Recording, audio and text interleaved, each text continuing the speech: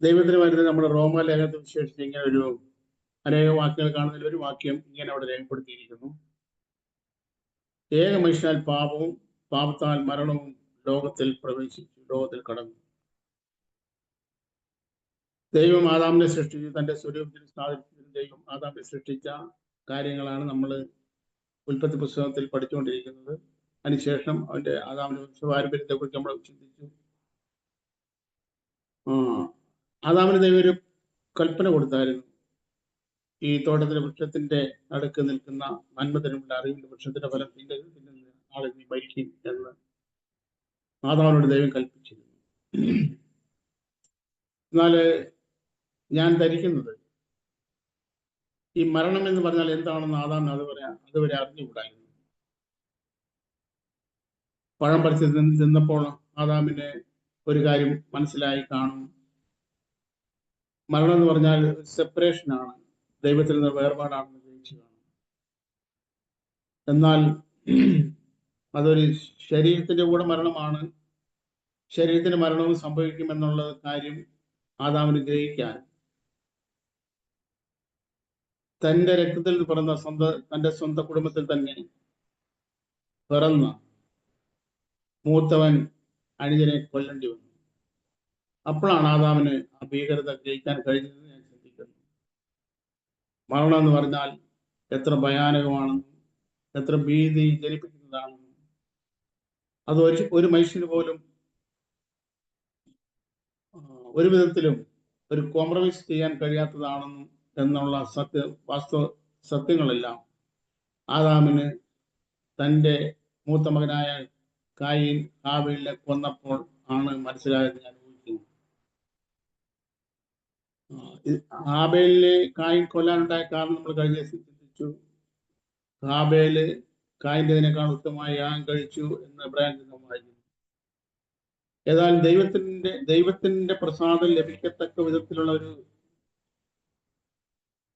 യാഗമായിരുന്നു ഹാബേലിന്റെ യാഗം.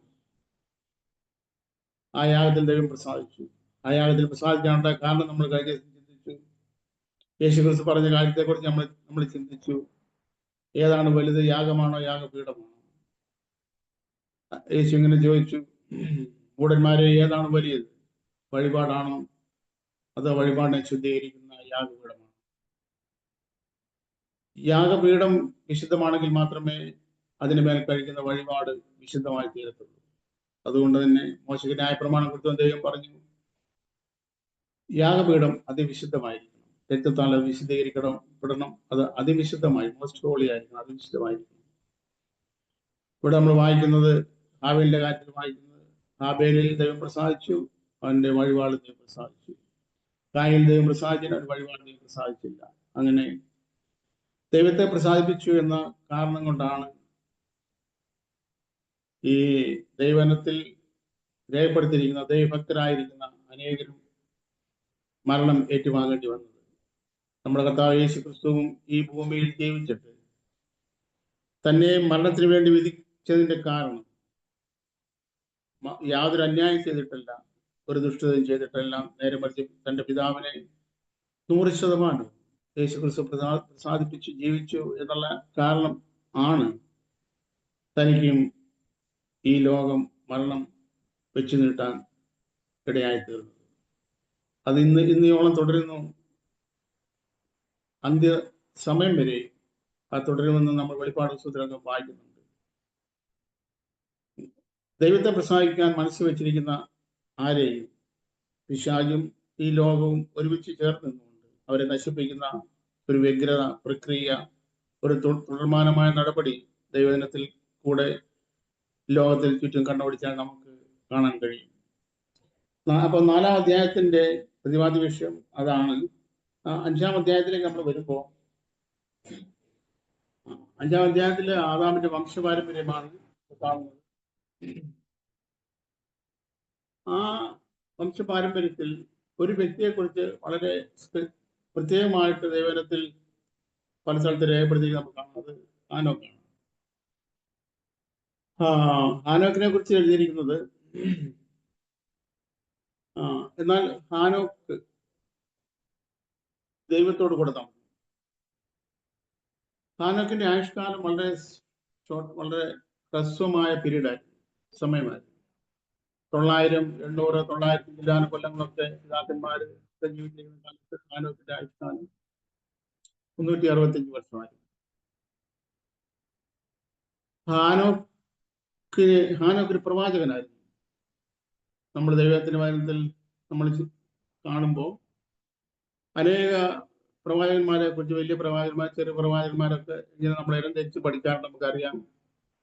എന്നാൽ ആദ്യത്തെ പ്രവാചകനായിട്ട് നമ്മൾ കാണുന്നത് ഈ ഹാനോക്കിനെയാണ്. ഹാനോക്കിന്റെ പ്രവചനം എന്തായിരുന്നു എന്ന് യൂദായുടെ ലേഖനത്തെ നാം കാണുന്നുണ്ട്. ഹാനോക്ക് എന്തിനെ കുറിച്ചാണ് പ്രവചിച്ചതെന്ന് നാം കാണുന്നുണ്ട്. ഹാനോക്ക് പ്രവചിച്ചത് ലോകത്തിന്റെ ന്യായവിധിയെ കുറിച്ചാണ്. ഹാനോക്ക് ലോകത്തിന്റെ ന്യായവിധിയെ കുറിച്ച് പ്രവചിച്ചു.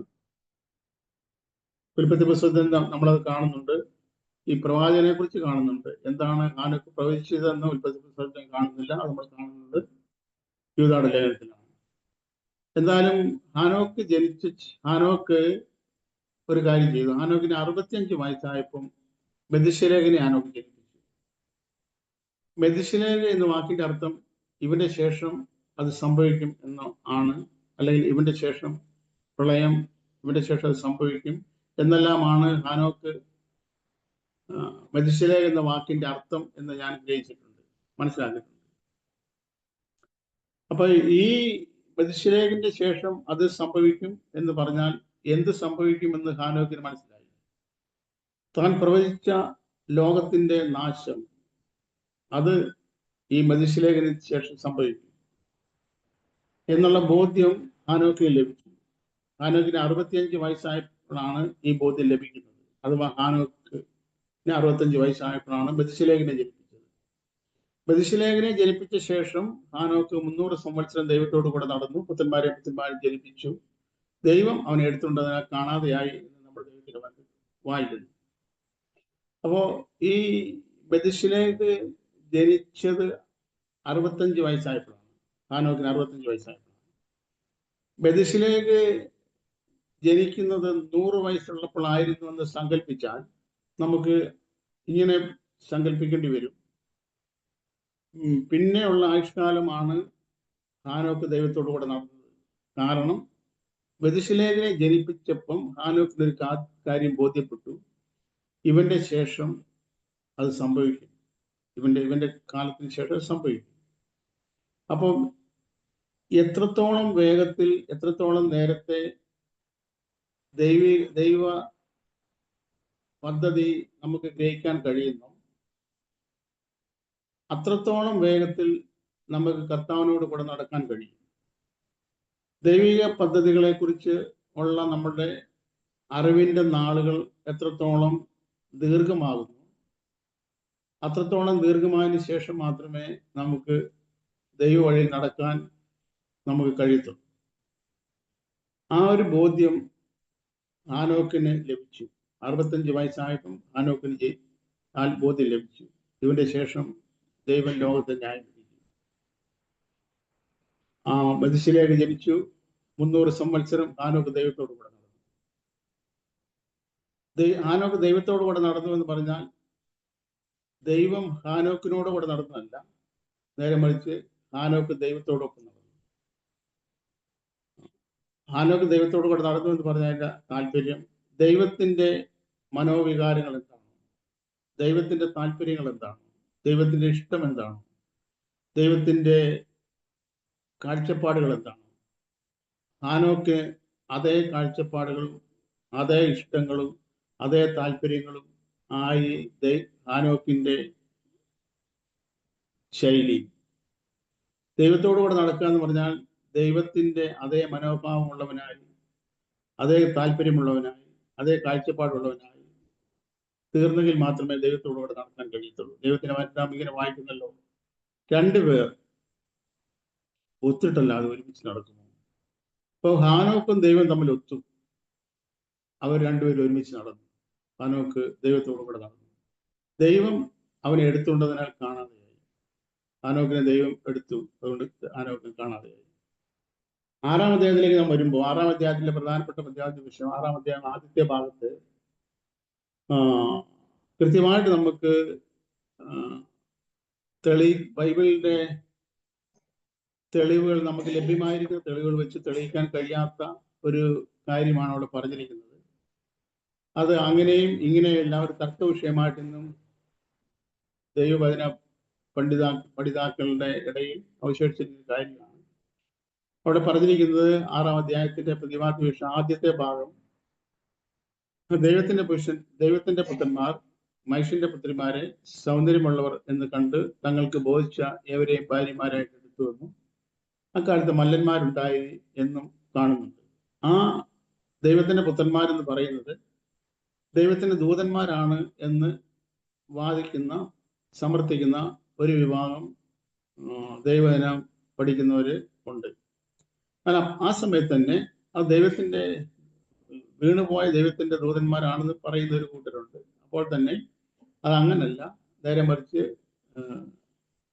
ഈ കായിന് പകരമായി ദൈവം കൊടുത്ത ആദാമിന്റെ മകന്റെ അനന്തര പരമ്പരകളാണ്, അല്ലെ അവര് ഉണ്ടായ മക്കളാണ് ഈ ദൈവത്തിന്റെ പുത്രന്മാരെന്ന് പറയുന്നതിലും ഒരു കൂട്ടരുണ്ട്. ഇത് ഏതാണ് ഇതിൽ ശരിയെന്ന് കൃത്യമായിട്ട് സമർത്ഥിക്കത്തക്ക തെളിവുകൾ അങ്ങനെയും ഇങ്ങനെയുള്ള തെളിവുകൾ വേണമെങ്കിൽ നിരത്താമെന്നല്ലാതെ ഒരു കൺക്ലൂഷനിൽ, ഒരു നിഗമനത്തിൽ എത്തിച്ചേരത്തക്ക രീതിയിൽ തർക്ക വിഷയമല്ലാതെ ഒരു തർക്കിക്കാൻ ഇടയില്ലാത്ത വണ്ണം കൃത്യമായി തെളിയിക്കത്തക്ക രീതിയിലുള്ള തെളിവുകൾ ഇതുവരെ ഇല്ല, ആർക്കും ലഭിച്ചിട്ടില്ല, ആർക്കും കഴിയത്തില്ല എന്നുള്ളതാണ് എൻ്റെ ഇതുവരെയുള്ള ബോധ്യം. എന്തായിരുന്നാലും അത് ആരാണ് എന്ന് കണ്ടുപിടിക്കേണ്ട ഉത്തരവാദിത്വങ്ങളൊന്നും നമുക്കില്ലാത്തത് കൊണ്ട്, എന്ന് മാത്രമല്ല ദൈവത്തെ പ്രസാദിപ്പിച്ചുകൊണ്ട് ഈ ഭൂമിയിൽ യേശുക്രിസ്തു നടന്നപ്പോൾ നടക്കാൻ അതാരാണ് എന്നുള്ള അറിവ് നമ്മൾക്ക് ആവശ്യമില്ലാത്തത് കൊണ്ടും അതിനുവേണ്ടി നമ്മുടെ സമയം വേസ്റ്റ് ആക്കേണ്ട ആവശ്യമില്ല എന്ന് എൻ്റെ വ്യക്തിപരമായ അനുമാനം, ചിന്ത അങ്ങനെയാണ്. എന്നാൽ 6-ാമത്തെ അധ്യായത്തിന്റെ 2-ാമത്തെ ഭാഗത്തിലേക്ക് വരുമ്പോൾ ഇങ്ങനെ ഭൂമിയിലുള്ള മനുഷ്യരെല്ലാം വഷളായിപ്പോയി, മനുഷ്യർ സൃഷ്ടിച്ചുകൊണ്ട് ഹൃദയത്തിന് വേദനയായി, അങ്ങനെ മനുഷ്യരെല്ലാം നശിപ്പിച്ചു കളയാൻ വേണ്ടി ദൈവം പദ്ധതി ഇടുന്നു. 6-ാം അധ്യായത്തിന്റെ 2-ാമത്തെ ഭാഗത്തിലേക്ക് വരുമ്പോൾ അങ്ങനെ പദ്ധതി ഇടുമ്പോഴും ദൈവം അതിന് ഒരു നീക്കുപോക്ക് കൊടുക്കുന്നതായിട്ട് നമുക്ക് കാണാൻ കഴിയുന്നുണ്ട്. 2-ാമത്തെ ഭാഗത്ത് ഈ നാശത്തിൽ സകല മനുഷ്യരെ മാത്രമല്ല മൂക്കിൽ ജീവശ്വാസമുള്ള സകലത്തെ നശിപ്പിച്ചു കളയാൻ ദൈവം പദ്ധതി. അങ്ങനെ ദൈവം പദ്ധതി ഇട്ടപ്പോൾ തന്നെ ആ നാശത്തിൽ നിന്ന് രക്ഷപ്പെടാൻ വേണ്ടിയുള്ള ഒരു പ്രൊവിഷൻ, ഒരു സംവിധാനവും ദൈവം ഒരുക്കി. എല്ലാ കാലത്തും ദൈവം ഇങ്ങനൊരു സംവിധാനം ഒരുക്കിയതിന് ശേഷമാണ് ദൈവം മനുഷ്യനെ നശിപ്പിക്കുന്നത്. ഈ കാലത്തും ഏത് മനുഷ്യനെയും പാപത്തിൽ നിന്ന് രക്ഷിച്ച് ദൈവരാജ്യത്തിലേക്കുള്ള പ്രവേശനത്തിന് വേണ്ടി ദൈവം യേശുക്രിസ്തുവിനെ ഈ ഭൂമിയിലേക്ക് അയച്ച് ഇന്നും ദൈവത്തിന് നാം ഇങ്ങനെ വായിക്കുന്നുണ്ട്, ഇങ്ങനെ കാണുന്നുണ്ടല്ലോ, വിശ്വസിക്കുന്നവർക്ക് അവൻ തന്റെ രക്തം മൂലം പ്രായശ്ചിത്തമാകുവാൻ ദൈവം അവനെ പരസ്യമായി നിർത്തിയിരിക്കുന്നു. ഇന്നും ഏത് പാപിക്കും ഏത് സമയത്തും യേശുക്രിസ്തു മുഖാന്തരം ദൈവസന്നിധിയിലേക്കുള്ള പ്രവേശനം ദൈവം സാധ്യമാക്കിയിട്ടുണ്ട്. അപ്പം മനുഷ്യൻ പാപം ചെയ്യുന്നതിന് മുൻപ് തന്നെ, അല്ലെങ്കിൽ മനുഷ്യൻ ഈ പാപത്തിന്റെ ശിക്ഷ മനുഷ്യന് ദൈവം കൊടുക്കുന്നതിന് മുൻപ് തന്നെ ആ ശിക്ഷയിൽ നിന്ന് ഒഴിഞ്ഞു പോകാനുള്ള ഒരു വഴിയും കൂടെ ദൈവം ഒരുക്കുന്നുണ്ട്. ഈ ലോകത്തിലുള്ള ഏതൊരു മനുഷ്യനും നരകയാതനയിൽ അവസാനിക്കുന്നതിന്റെ കാരണം അവർ പാപം ചെയ്തത് കൊണ്ടല്ല. ഒരു കാരണവശാലും ഏതൊരു മനുഷ്യനും നരകത്തിൽ അവസാനിക്കേണ്ടി വരുന്നതിന് കാരണം അവർ പാപം ചെയ്തത് കൊണ്ടല്ല. നേരെ മറിച്ച് ആ പാപത്തിന്റെ പ്രായശ്ചിത്തത്തിന് വേണ്ടി ദൈവം ക്രമീകരിച്ച ആ സംവിധാനത്തെ അവർ ഹൃദയം കൊണ്ട് സ്വീകരിച്ച് അത് അവരുടെ രക്ഷയ്ക്ക് ഉതകുന്നതാണെന്നുള്ള ബോധ്യത്തിൽ അതിൽ ആശ്രയിക്കാത്തത് കൊണ്ടാണ്, അല്ലെങ്കിൽ നമുക്ക് ഇങ്ങനെ പറയാം, കർത്താവ് യേശു ക്രിസ്തുവിന്റെ പരമയാഗത്തിൽ വിശ്വസിക്കാത്തത് കൊണ്ടാണ് ഏത് മനുഷ്യനും പാപത്തിന്റെ അനന്തരഫലമായ നിത്യമായ നാശത്തിൽ, നിത്യമായ നരകത്തിൽ ചെന്ന് അവസാനിക്കേണ്ടി വരുന്നത്. അല്ല, പാപം ചെയ്തുകൊണ്ടല്ല. പാപം ചെയ്തുകൊണ്ടായിരുന്നു എങ്കിൽ ഒരു മനുഷ്യൻ പോലും പാപം ചെയ്തത് കൊണ്ട് നരകത്തിലാണ് അവസാനിക്കേണ്ടി വരുന്നതെങ്കിൽ ഒരു മനുഷ്യൻ പോലും ദൈവരാജ്യത്തിൽ പ്രവേശിക്കാൻ യോഗ്യരായിട്ട് ഇല്ല. കാരണം ദൈവത്തിന്റെ റോമാലേഖനത്തിന് വിശേഷം നമുക്കിങ്ങനെ വായിക്കുന്നല്ലോ, ഒരു വ്യത്യാസമില്ല. എല്ലാവരും ഒരുപോലെ പാപം ചെയ്ത് ദൈവദയസില്ലാത്തവരായി നമ്മൾ വായിക്കുമ്പോൾ ദൈവരാജ്യത്തിൽ പ്രവേശിക്കാൻ യോഗ്യരായിട്ട് ഒരു മനുഷ്യൻ പോലും ഈ ലോകത്തിൽ ജനിക്കുന്നവരില്ല. അപ്പോസ്തലനായ പൗലോസ് തന്നെ കുറിച്ച് തന്നെ പറയുന്നത്, ആ പാപികളിൽ ഞാൻ ഒന്നാമനെന്നാണ്. എന്നാൽ അങ്ങനെ ഒന്നാമനായ അപ്പോസ്തലനായ പൗലോസിനും അടിമുടി പാപത്തിൽ മുങ്ങിയിരിക്കുന്ന ഏതൊരു മനുഷ്യനും ദൈവം ആ പാപത്തിന്റെ ശിക്ഷയിൽ നിന്നുള്ള വിടുതല്, അഥവാ നിത്യനരകത്തിൽ നിന്നുള്ള ഒഴിവ് കഴിവ് യേശു മുഖാന്തരം ഏത് മനുഷ്യനും ലഭിക്കത്തക്ക രീതിയിൽ പരസ്യമായി വെച്ചിട്ടുണ്ട്. അത് അനുസരിക്കാത്തത് കൊണ്ടാണ് ഏത് മനുഷ്യനും നരകത്തിൽ അവസാനിക്കേണ്ടി വരുന്നത്. ഇപ്പൊ 6-ാം അധ്യായത്തില് ദൈവം മനുഷ്യനെ നല്ല മൂക്കിൽ വിശ്വാസമുള്ള സകലത്തെയും നശിപ്പിക്കാൻ വേണ്ടി ദൈവം തീരുമാനിച്ചു. അങ്ങനെ തീരുമാനിച്ച ദൈവം അങ്ങനെ നശിപ്പിക്കുന്നതിന് മുൻപ് തന്നെ നമ്മൾ 6-ാം അധ്യായത്തിന്റെ 2-ാം പകുതിയിലേക്ക് വരുമ്പോൾ ഒരു പെട്ടകത്തെ കുറിച്ച് നോഹയ്ക്ക് ഒരു പ്രമാണം കൊടുക്കുന്നുണ്ട്, ഒരു കൽപ്പന കൊടുക്കുന്നുണ്ട്, ഒരു ഓർഡർ കൊടുക്കുന്നുണ്ട്. ആ ഓർഡർ കൊടുത്തത്, ആ താല്പര്യം ദൈവത്തിന്റെ ഹൃദയത്തിൽ ഉണ്ടായത് അത് നോഹയ്ക്ക് വേണ്ടി മാത്രമല്ല, അത് കാലക്കണക്കനുസരിച്ച് നോക്കിയാൽ ഏകദേശം 100 വർഷം നോഹ പ്രസംഗിച്ചപ്പോൾ തന്നെ പെട്ടകം ഉണ്ടാക്കലും പ്രസംഗിക്കലും എല്ലാം ഒരുപോലെ നടന്നിരുന്നു എന്ന് നമുക്ക് മനസ്സിലാക്കാൻ കഴിയുന്നുണ്ട്. അപ്പോ ആ 100 വർഷവും ഈ ദൈവത്തിന്റെ ന്യായവിധിയെക്കുറിച്ച് ഒരു പ്രഖ്യാപനം ഈ ലോകത്തിൽ മുഴങ്ങിയിരുന്നു. ആ പ്രഖ്യാപനം മുഴങ്ങിയത് മാത്രമല്ല, അതിൽ നിന്ന് രക്ഷപ്പെടാനുള്ള ഒരു വഴിയും ദൈവം ഈ മനുഷ്യയിൽ കൂടെ, ഈ നോഹയിൽ കൂടെ ദൈവം ഒരുക്കിയിരുന്നു. അത് ഒരു പെട്ടകമാണ്, ഗോഫർ മരം കൊണ്ട് ഉണ്ടാക്കിയ ഒരു പെട്ടകം. അതിന് നീളവും വീതി എല്ലാം ദൈവം നോഹയ്ക്ക് പറഞ്ഞു കൊടുത്തു. ആ പെട്ടകത്തില് അത് നോഹയ്ക്ക് വേണ്ടി, നോഹയുടെ കുടുംബത്തിന് വേണ്ടി മാത്രം ഉണ്ടാക്കിയതായിരുന്നില്ല. നേരെ മറിച്ച് ഈ പ്രസംഗം കേട്ട് ഈ ന്യായവിധിയിൽ അകപ്പെടാതിരിക്കാൻ താല്പര്യമുള്ളവർക്ക് അതിൽ കയറാമായിരുന്നു. എന്നാൽ നിർഭാഗ്യവശാൽ ആ പെട്ടകത്തിൽ കയറിയത് നോഹയും കുടുംബവും അല്ലാതെ മനുഷ്യരിൽ ആരും അതിൽ കയറിയില്ല. എന്നാൽ ആ പെട്ടകത്തിൽ മിണ്ടാപ്രാണികളായ അനേക ഈ ലോകത്തിൽ മൂക്കിൽ ജീവശ്വാസമുള്ള നാൽക്കാലി, ഇഴജാതി, പക്ഷി, ഇങ്ങനെ എല്ലാ മൃഗങ്ങളിലും വെച്ച് ശുദ്ധി ഉള്ളത് 7 എണ്ണം വീതവും ശുദ്ധി ഇല്ലാത്തത് 2 വീതവും അപ്പെട്ടതിൽ കടന്നു. ശുദ്ധി ഉള്ളത് 7 എണ്ണം വീതപ്പെട്ടതിൽ കടന്നു, ശുദ്ധി ഇല്ലാത്തത് 2 എണ്ണം വീതം. അത് പൂവനും പിടയും വീതമാണ് പക്ഷികൾ കടന്നത്. ഇപ്പൊ മൃഗങ്ങളാണെങ്കിൽ നേരെ മറിച്ച് ആ വംശം നിലനിൽക്കേണ്ടതിന് വേണ്ടി ആവശ്യമായിരുന്നത് കൊണ്ട്, ദൈവത്തിന് താല്പര്യം അങ്ങനെ ആയിരുന്നത് കൊണ്ട് അത് പൂവനും പിടയും എന്ന് പറഞ്ഞ പോലെ തന്നെ ആണും പെണ്ണുമായിട്ട് പെട്ടകത്തിൽ കടന്നു. ശുദ്ധി ഉള്ളത് 7 എണ്ണം കടന്നു. അങ്ങനെ ദൈവം പറഞ്ഞായിരുന്നു. അതിന്റെ കാരണം നമ്മൾ ഈ മുന്നോട്ട് നമ്മൾ പഠിക്കുമ്പോൾ ഗ്രഹിക്കുമ്പോൾ നമുക്ക് മനസ്സിലാക്കാൻ കഴിയുന്നത്, നോഹ ഈ പെട്ടകത്തിൽ നിന്ന് ഇറങ്ങിയതിന് ശേഷം നോഹ ആദ്യം ചെയ്ത കാര്യം ദൈവത്തിന്റെ യാഗം കഴിക്കണമെങ്കിൽ ശുദ്ധിയുള്ള മൃഗമോ പക്ഷിയോ ആയിരിക്കണം യാഗവസ്തുവായിട്ട് വേണ്ടത്. അതുകൊണ്ട് ഈ 7 എണ്ണത്തിൽ ഏതിനെയാണ് യാഗം കഴിക്കേണ്ടതെന്ന് പെട്ടകത്തിൽ നിറങ്ങുന്നത് വരെ ആ നോഹയ്ക്ക് അറിയാതിരുന്നത് കൊണ്ട് ഏതെങ്കിലും ഒന്നിനെ യാഗം കഴിക്കേണ്ടി വരും എന്നും നോഹയ്ക്ക് അറിയാമായിരുന്നത് കൊണ്ട് നോഹ 7 എണ്ണത്തിനെ പെട്ടകത്തിൽ കയറ്റിയായിരുന്നു ശുദ്ധിയുള്ളത്. ഇപ്പോ ആടിനെ ആണെങ്കിൽ 7 ആടിനെ കയറ്റിയായിരുന്നു. അതില് ഒരാടിനെ ശുദ്ധിയുള്ളതായിരുന്നു, ഒരാടിനെ യാഗം കഴിച്ചു.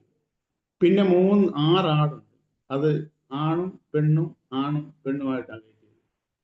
അപ്പോ 3 ജോഡി 3 ആണാടുകളുണ്ട്, 3 പെണ്ണാടുകളുണ്ട്. ഒരു 7ാമത്തെ ഉണ്ടായിരുന്ന ഒന്നിനെ യാഗം കഴിച്ചു.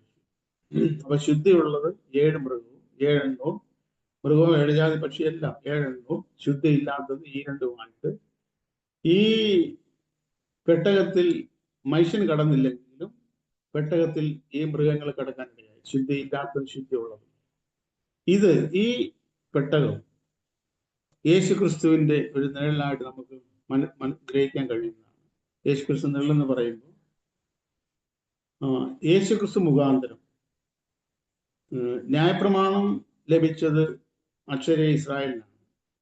എന്നാൽ യേശുക്രിസ്തു മുഖാന്തരമുള്ള രക്ഷ എന്ന് പറയുന്നത് അത് യഹൂദന് വേണ്ടി മാത്രമുള്ളതല്ല, സകല മനുഷ്യർക്കും വേണ്ടിയുള്ളതാണ്. ഏത് മനുഷ്യർക്കും, പാപിയായ ഏത് മനുഷ്യർക്കും വേണ്ടിയാണ് ദൈവം യേശുക്രിസ്തുവിനെ പരസ്യമായി നിർത്തിയിരിക്കുന്നത്. ആ യേശുക്രിസ്തു മുഖാന്തരം ഏത് മനുഷ്യൻ, എല്ലാ ജാതി വംശവർഗ വ്യത്യാസങ്ങളില്ലാതെ ഏത് മനുഷ്യനാണോ അവർക്ക് എല്ലാവർക്കും യേശുക്രിസ്തു മുഖാന്തരം ദൈവരാജ്യ പ്രവേശനമുണ്ട്. എന്നാൽ ഇത് ഒരു ജന്മനാ യഹൂദനായിരുന്നത് കൊണ്ട് ഈ സത്യം ഒരിക്കൽ പത്രോസിനെ ദൈവം കാണിച്ചു. ആകാശത്ത് നിറങ്ങുന്നത് തുപ്പട്ടി. ആ തുപ്പട്ടിയിൽ പത്രോസ് നോക്കിയപ്പോൾ ശുദ്ധിയുള്ളതും ശുദ്ധി ഇല്ലാത്തതുമായ എല്ലാ മൃഗങ്ങളുണ്ട്, പക്ഷികളുണ്ട്, എല്ലാം ഉണ്ട്. എന്നാൽ സ്വർഗത്തിൽ നിറങ്ങി വന്ന ഈ തുപ്പട്ടിയിൽ ഈ മൃഗങ്ങളും ശുദ്ധിയുള്ളതും ഇല്ലാത്തതെല്ലാം ഉണ്ട്. അപ്പോ ദൈവത്തിന്റെ ശബ്ദം ഇങ്ങനെ പത്രോസ് കേട്ടു. അറുത്ത് ഭക്ഷിക്കാമെന്ന ശബ്ദം കേട്ടു. ഉടനെ പത്രോസിന്റെ മറുപടി, ശുദ്ധിയില്ലാത്തത്, അശുദ്ധമായതോ മലിനമായതോ യാതൊന്നും ഇതുവരെ താൻ ആസ്വദിച്ചിട്ടില്ല, തിന്നിട്ടില്ലെന്നുള്ളതായിരുന്നു. ഉടനെ ദൈവത്തിന്റെ മറുപടി, ദൈവം ശുദ്ധീകരിച്ചതിന് നീ മലിനം എന്ന് നിരൂപിക്കുന്നു എന്നുള്ളതായിരുന്നു. അപ്പൊ ഈ തുപ്പട്ടിയില് ശുദ്ധിയുള്ളതും ഇല്ലാത്തതും എല്ലാം ഉണ്ടായിരുന്നു എന്നതുപോലെ തന്നെ നോഹ ഒരുക്കിയ പെട്ടകത്തിൽ ശുദ്ധിയുള്ളതും ശുദ്ധി ഇല്ലാത്തതുമായ എല്ലാ മൃഗങ്ങളും ഉണ്ടായിരുന്നു, എല്ലാ ജന്തുക്കളും ഉണ്ടായിരുന്നു. ആ പെട്ടകത്തിൽ നമ്മൾ ശ്രദ്ധിച്ചാൽ ഒരു കാര്യം, വളരെ പ്രധാനമായ ഒരു കാര്യം നമുക്ക് ഗ്രഹിക്കാൻ കഴിയുന്നത്, ആ പെട്ടകത്തിൽ ഒരു സിംഹം കയറിയെന്ന് വിചാരിക്കുക. പെട്ടകത്തിൽ കയറി കഴിഞ്ഞപ്പോൾ ആ സിംഹത്തിന്റെ ഭക്ഷണം നോഹ എന്താണോ കരുതിയിരുന്നത് ആ ഭക്ഷണമാണ്. ആ സിംഹത്തിന് വേണ്ടി നോഹ കരുതിയിരുന്നത് നോഹയ്ക്കും കുടുംബത്തിനും ആ പെട്ടകത്തിലുള്ള എല്ലാ മൃഗങ്ങൾക്കും ഒരേ ഭക്ഷണമായിരുന്നു. വെവ്വേറെയുള്ള ഭക്ഷണങ്ങൾ നോഹയ്ക്ക് വേണ്ടി, പെട്ടകത്തിലുള്ള മൃഗങ്ങൾക്ക് വേണ്ടി നോഹ കരുതിയില്ല. ഈ പെട്ടകത്തിൽ പ്രവേശിച്ചു കഴിഞ്ഞാൽ എല്ലാത്തിന്റെ സ്വഭാവം ഒരുപോലായി തീരണം. ഈ പെട്ടകം ഇന്ന് കൃപയാലെ രക്ഷിക്കപ്പെടുന്ന ദൈവമക്കളുടെ ഒരു കൂട്ടത്തിന്റെ സിമ്പിളായിട്ട് നമുക്ക് ഗ്രഹിക്കാൻ കഴിയുന്നതാണ്. അങ്ങനെ ദൈവത്തിന്റെ പരിശുദ്ധാത്മാവായി വീണ്ടും ജനിച്ച് ദൈവമക്കളായി തീർന്നവരുടെ, അഥവാ ഈ പെട്ടകത്തിൽ പ്രവേശിച്ചു കഴിഞ്ഞാൽ, ഈ രക്ഷയിലേക്ക് പ്രവേശിച്ചു കഴിഞ്ഞാൽ ഇവരുടെ എല്ലാവരുടെയും സ്വഭാവത്തിന് വ്യത്യാസം വരാൻ പാടില്ല. ഏക സ്വഭാവമുള്ളവരായിരിക്കണം, ഏക സ്നേഹമുള്ളവരായിരിക്കണം, ഏക ലക്ഷ്യമുള്ളവരായിരിക്കണം, ഏക കാഴ്ചപ്പാടുള്ളവരായിരിക്കണം, ഏക രീതിയുള്ളവരായിരിക്കണം, ഏക ഭക്ഷണം കഴിക്കുന്നവരായിരിക്കണം. ഭക്ഷണം എന്ന് പറയുന്നത് ഞാൻ നമ്മുടെ ആമാശയത്തിലേക്ക് പോകുന്ന ഭക്ഷണത്തെ കുറിച്ചല്ല പറഞ്ഞത്. നേരെ മറിച്ച് നമ്മുടെ അകത്തെ മനുഷ്യനെ ബലപ്പെടുത്തുന്ന ഭക്ഷണം ഒരുപോലുള്ളതായിരിക്കും. അത് അങ്ങനെ അല്ലെങ്കിൽ അകത്തെ മനുഷ്യൻ ബലപ്പെടാൻ കഴിയാതെ വരും. അപ്പൊ ഇങ്ങനെ ഈ പെട്ടകത്തിനുള്ളിൽ കയറിയ എല്ലാ മൃഗങ്ങളും ശുദ്ധിയുള്ളതിനും ശുദ്ധിയില്ലാത്തതിനും എല്ലാത്തിനും ഒരേ ഭക്ഷണം നോഹ കരുതിയിരുന്നു. ആ കരുതി ഏകദേശം 40 രാവും 40 പകലും ഭൂമിയിൽ മഴ പെയ്തു. അവിടെ എഴുതിയിരിക്കുന്നത് ആകാശത്തിന്റെ കിളിവാതിൽ തുറന്നു, ആ ആഴിയുടെ ഉറവകൾ തുറന്നു, ഭൂമിയിൽ മഴ പെയ്തു. നമ്മള് ഉൽപ്പത്തി പുസ്തകം ആദ്യം പഠിച്ചപ്പോൾ നമ്മൾ പറഞ്ഞായിരുന്നു, ഭൂമി മുഴുവൻ വെള്ളം കൊണ്ട് തെളിഞ്ഞിരിക്കുകയായിരുന്നു. ഭൂമി മുഴുവൻ വെള്ളമായിരുന്നു. ആ വെള്ളത്തിനും മധ്യേ ഒരു വിധാനം ഉണ്ടാകട്ടെ എന്ന് ദൈവം കൽപ്പിച്ചു. വിധാനം ഉണ്ടായി. വിധാനത്തിന്റെ മുകളിലും വെള്ളമായിരുന്നു, വിധാനത്തിന് താഴെ വെള്ളമായിരുന്നു. വിധാനത്തെ ദൈവം ആകാശം എന്ന് പേരിട്ടു. എന്നിട്ട് വിധാനത്തിന്റെ താഴെയുള്ള വെള്ളമെല്ലാം കൂടെ ഒരു സ്ഥലത്ത് കൂടട്ടെ എന്ന് ദൈവം കൽപ്പിച്ചു. അങ്ങനെ വെള്ളം ഒരു സ്ഥലത്ത് കൂടി. ആ വെള്ളത്തിന്റെ കൂട്ടത്തിന് ദൈവം സമുദ്രം എന്ന് പേരിട്ടു. ആ വെള്ളം മാറിപ്പോയ ഭാഗത്തിന് കരഭൂമിയായി. അപ്പൊ ആ സംഭവം നടന്നപ്പോ ഈ ആകാശത്തിന്റെ മുകളിൽ വെള്ളമുണ്ട്. വെള്ളത്തിനും മധ്യയാണ് വിധാനമുണ്ട്. ആ വിധാനത്തിനാണ് ആകാശം പേരിട്ടത്. അപ്പൊ ആ വിധാനത്തിന്റെ മുകളിൽ വെള്ളമായിരുന്നു. ഇവിടെ കാണുന്നത് ആ വിധാനത്തിന് ആകാശം എന്നാ പേരിട്ടെ. ഇവിടെ നമ്മൾ കാണുന്നു ഭൂമിയിൽ മഴ പെയ്തത്, വെള്ളം പൊങ്ങിയത് എങ്ങനെയാണ്? ആകാശത്തിന്റെ കിളിവാതിലുകൾ തുറന്നു. ആകാശത്തിന്റെ കിളിവാതിൽ, ഈ ആകാശത്തിന്റെ മുകളിൽ വെള്ളമായിരുന്നു. ആ വെള്ളം മുഴുവൻ ഈ കിളിവാതിലുകളിൽ വഴിയായി ഈ ഭൂമിയിലേക്ക് പതിച്ചു. ഇപ്പോ നമ്മൾ ഈ വിധാനത്തിന്റെ മുകളിൽ, അത് ആകാശത്തിന്റെ മുകളിൽ നമ്മൾ നോക്കിയാൽ അവിടെ ഇപ്പൊ വെള്ളമില്ല. കാരണം ഈ വെള്ളം കൊണ്ടാണ് ഈ ഭൂമിയെ ദൈവം നശിപ്പിച്ചത്. ആ വിധാനത്തിന് മുകളിലുണ്ടായിരുന്ന വെള്ളം ആകാശത്തിന്റെ കിളിവാതിൽ തുറന്ന് ഈ ഭൂമിയിൽ മഴ പെയ്തു. മഴയായിട്ട് പെയ്തിറങ്ങി. ദൈവത്തിന്റെ വചനത്തില് 2 പ്രാവശ്യം മാത്രമേ കിളിവാതിലുകൾ തുറക്കുന്നതിനെ കുറിച്ച് രേഖപ്പെടുത്തിയിട്ടുള്ളൂ. ഒന്ന് ഈ ഭാഗത്താണ്. രണ്ടാമത് നമ്മൾ പ്രവാചക പുസ്തകം വായിക്കുമ്പോൾ അവിടെ എഴുതിയിരിക്കുന്നു, പഴയ പ്രമാണപ്രകാരം ദശാംശം കൊടുത്താൽ ദൈവം അങ്ങനെയുള്ളവരെ അനുഗ്രഹിക്കുന്നതിന് വേണ്ടി ആകാശത്തിന്റെ കിളിവാതിലുകൾ തുറന്ന് അവരെ അനുഗ്രഹിക്കും എന്നുള്ള വാഗ്ദത്തം പഴയ പ്രമാണപ്രകാരം ഉണ്ടായിരുന്നു. ഇന്നത്തെ പ്രമാണത്തെ കുറിച്ചല്ല ഞാൻ പറയുന്നത്, പഴയ പ്രമാണത്തിൽ ഉണ്ടായിരുന്നു. അപ്പൊ ഈ 2 കാര്യത്തിന് വേണ്ടിയായിരുന്നു ആകാശത്തിന്റെ കിളിവാതിലുകൾ തുറന്നത്. അപ്പൊ ഇവിടെ നമ്മൾ കാണുന്നു, നോയ്ക്ക് നമ്മൾ ആദ്യമായിട്ട് കൃപ എന്നുള്ള കാര്യം കാണുന്നത് ഈ അധ്യായത്തിലാണ്. എന്നാൽ നോയ്ക്ക് ദൈവത്തിന് കൃപ ലഭിച്ചു. നോയ്ക്ക് കൃപ ലഭിച്ചത് കൊണ്ട് നോയ്ക്ക് ഒരു കാര്യം ആ കൃപയുടെ കൂടെ ദൈവം കൊടുത്തിരുന്നു.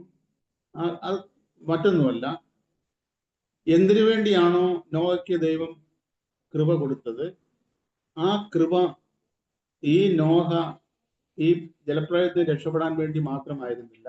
നേരെ മറിച്ച് ഈ ജലപ്രളയത്തിൽ നിന്ന്, ഈ ദൈവകോപത്തിൽ നിന്ന് ഒഴിവുള്ളവരായി തീരാൻ വേണ്ടി, മറ്റുള്ളവരെ ആഹ്വാനം ചെയ്യാൻ വേണ്ടിയുള്ള ഒരു ഉത്തരവാദിത്വം കൂടെ ഈ കൃപ ലഭിച്ച നോഹയ്ക്കുണ്ടായിരുന്നു. അതുമല്ല, അവർക്ക് വേണ്ടി ഒരു പെട്ടകം ഒരുക്കാനുള്ള ഉത്തരവാദിത്വം ഈ നോഹയ്ക്കുണ്ടായിരുന്നു. ഈ കാലത്ത് ജീവിക്കുന്ന നമ്മളെ സംബന്ധിച്ചിടത്തോളം ദൈവത്തിന്റെ കൃപ നമുക്ക് ലഭിച്ചു. ദൈവത്തിന്റെ കൃപ ലഭിച്ചു. കൃപ ലഭിച്ചത് നമ്മുടെ യാതൊരു മെറിറ്റുമല്ല, അല്ലെങ്കിൽ നമ്മുടെ യാതൊരു യോഗ്യതകളും കൊണ്ട് അല്ല കൃപ ലഭിച്ചത്. ദൈവം ഔദാര്യമായി നമുക്ക് തന്നതാണ്. അങ്ങനെ കൃപ ലഭിച്ച നമുക്ക് ഓരോരുത്തർക്കും ഒരു ഉത്തരവാദിത്വമുണ്ട്.